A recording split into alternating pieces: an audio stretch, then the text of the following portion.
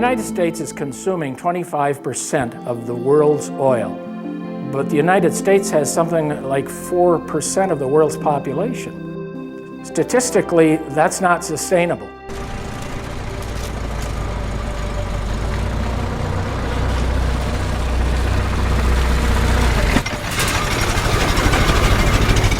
The Model T was designed to run on ethanol. It was actually designed to run on whatever fuel was available. Every farm had a still, and so Henry Ford knew that farmers could make their own fuel. Then Prohibition happened. You couldn't legally still your own fuel, and Henry Ford kept making dual fuel cars for a few years and finally gave up. The Model A was designed to run on gasoline, and we've been stuck with that ever since. I have a presentation I've given several times. I call it the 3 levels of desire, of a biofuels user.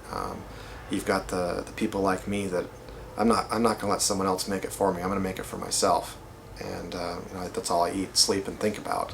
And I traded in gas vehicles for more diesel vehicles just so I could not even have to buy gasoline anymore. Now, everything you see here was bought locally: the pump, the hose, the fittings, etc. So most farm supply stores are just a wealth of supplies. Currently, biodiesel is mostly made from soybean, soy oil. It can also be made from canola. We can grow that around here. It can be made from sunflower seed, safflower seed, cotton seed, grape seed, any kind of an oilseed crop that has an oily seed. You can make it from chicken fat or beef fat or tallow or restaurant grease or from fish oil. Any source of organic oil can be made into biodiesel.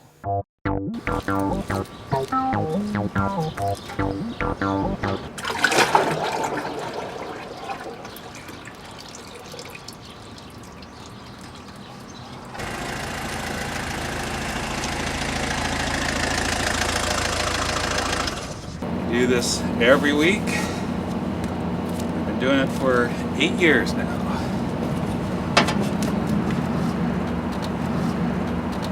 That's what the grease looks like when the restaurant's done with it. It's like French fries and some breading from the fish.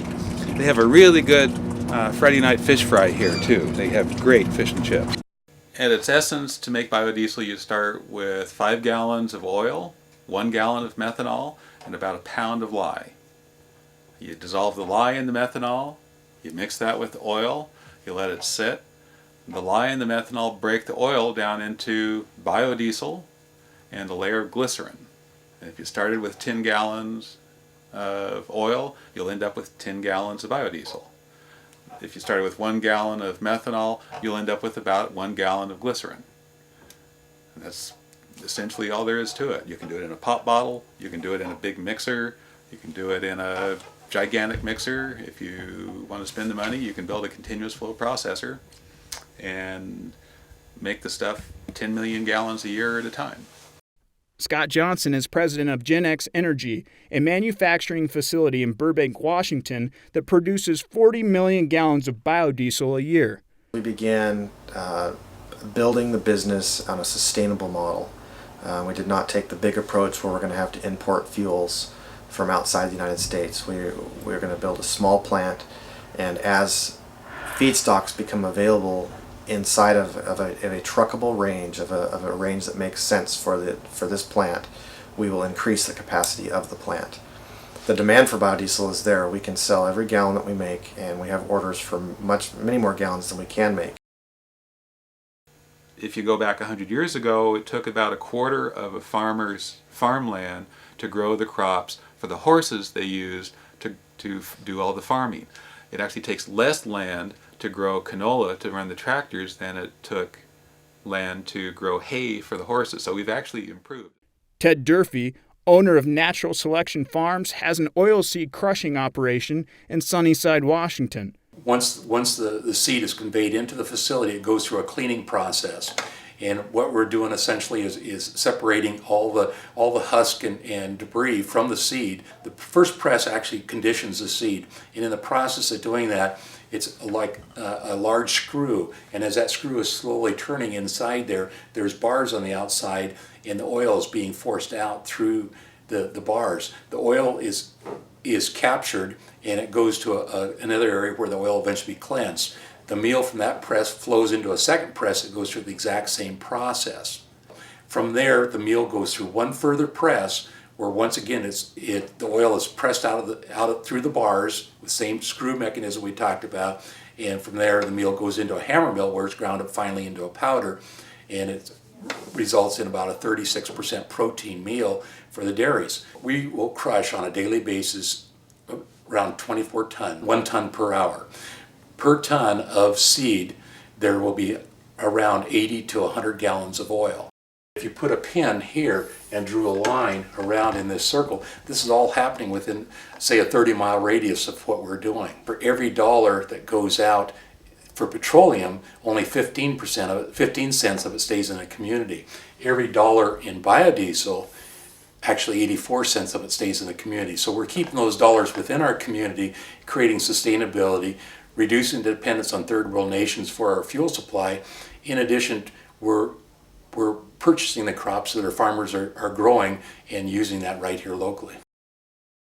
Rising interest in oil crops for sustainable biofuel production has led to new research.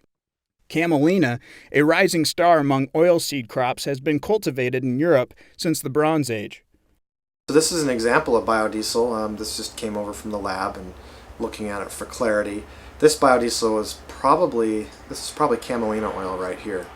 Camelina produces a bright yellow but yet pale oil. Canola will be a real bright yellow as well, and then soy will be kind of a darker golden yellow. And then your yellow greases, they'll be very dark yellow. You'll still be able to see through them, but it won't be as pretty as this. And then just also tallow, to speak about tallow biodiesel, it actually bleaches out and goes clear. So it's a crystal clear fuel. Camelina oil is very high in omega-3 fatty acids. So it hasn't happened yet. The FDA is still working on it. But the meal that comes from when you crush camelina it has the high omega-3 fatty acids in it. And when they feed that to poultry, for example, you now have an omega-3 egg from feeding this meal to them. If you were to feed it to a dairy cattle, you'd have omega-3 milk because it's passed into it, and it's also passed into the meat of both chicken, poultry, and beef as well. So potentially you'd have like omega-3 meat. In 1970, the U.S. Congress passed the Clean Air Act, setting the stage for the Environmental Protection Agency to closely regulate emission standards for pollutants. The Arab oil embargo of 1973 and the revolution in Iran in 1978 contributed to rising oil prices.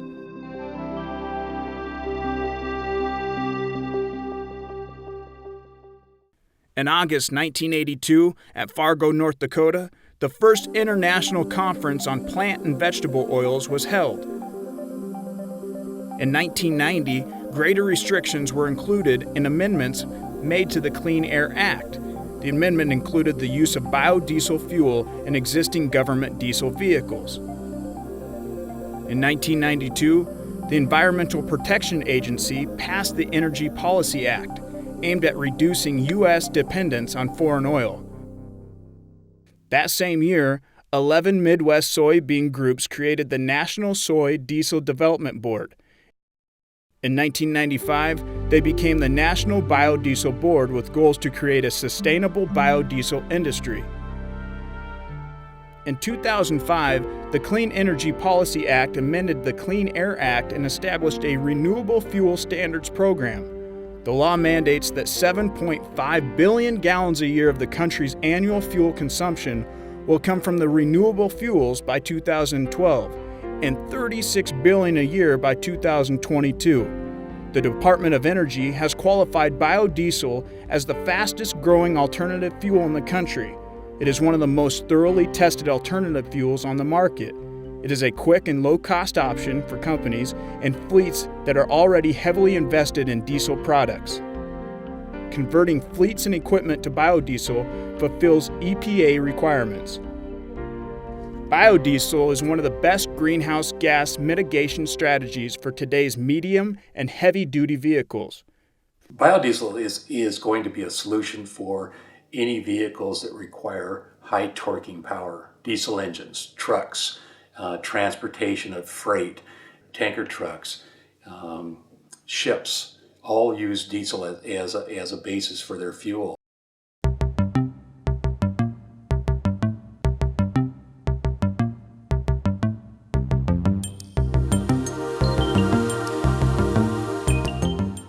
Teddy Roosevelt was one of my favorite presidents. My favorite saying of his is to do what you can, with what you have, where you are. I take that to mean don't wait for somebody else to help you out. Don't wait for conditions to get better. They might not. Use what you have at hand to try and improve the situation. I can make biodiesel in my barn. That's because I can't buy it locally. When I can buy it locally, I'll do that and I'll have a lot more free time. Making biodiesel at home isn't for everybody, and frankly it's going to be cheaper to have it made by somebody like Ted Durfee or Gen X or somebody else who's making it in production. But until that day happens, we're going to be dependent on homebrewers like myself to figure out the best ways to make biodiesel and to keep the community aware that it is a viable way to make fuel.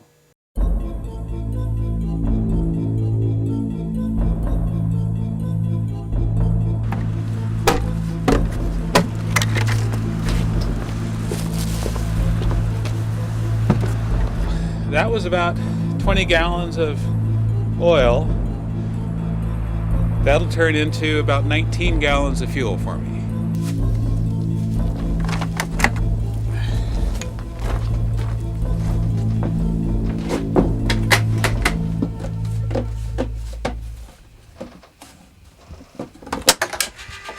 Start my processor. I can pump it into my processor out there to make it into biodiesel. Or I can actually fuel directly into the heated fuel system with filtered vegetable oil. And at this point, I've got the oil home. It's just a matter of patience to process it into fuel. Start using biodiesel or ethanol right now without waiting for the government. It may cost a little bit more, but that's the way you fund the technology so that it eventually does become affordable for everybody. We can actually change society that way. If we wait for the government to make the changes first, it'll be too late. What we really need to do is make the changes now ourselves, individually, in co-ops, in schools, in small policies enacted in cities and in towns and communities first, and then let the larger population and the politics follow. You first lead by example. If you had to pay 15 cents more for biodiesel, would you buy it? And I'm telling you why you would. Because if that 15 cents more per day meant you're producing less emissions, and so that your children are going to have better air that they're going to breathe, we're going to create better community benefits by employment, benefits of keeping more dollars here within our community, would you pay that 15 cents? And you probably would still say, well, theoretically I should, but in reality I won't. But theoretically, if you're one of those many millions of people every day that goes out and buys a latte and versus a cup of coffee, instead of buying the grande, buy the tall, that 15 cents a gallon in your fuel will equate to the difference that you're putting into your economy, into your fuel tank, into your community, into the air emissions. So would you buy biodiesel at 15 cents more a gallon versus petroleum? Any Google search on biodiesel and how to make it will lead you to hundreds, if not thousands, of websites that tell you how to do it. There are lots of companies out there that make turnkey processors for the home brewer. There are quite a few of them that also make larger size processors for co-ops or farm scale size. All of those people that sell those also can tell you how to make biodiesel. So the technology's out there, the knowledge is out there. It doesn't cost anything to do the research if you have access to the internet. There's no reason that there should be any mystery on how to make it.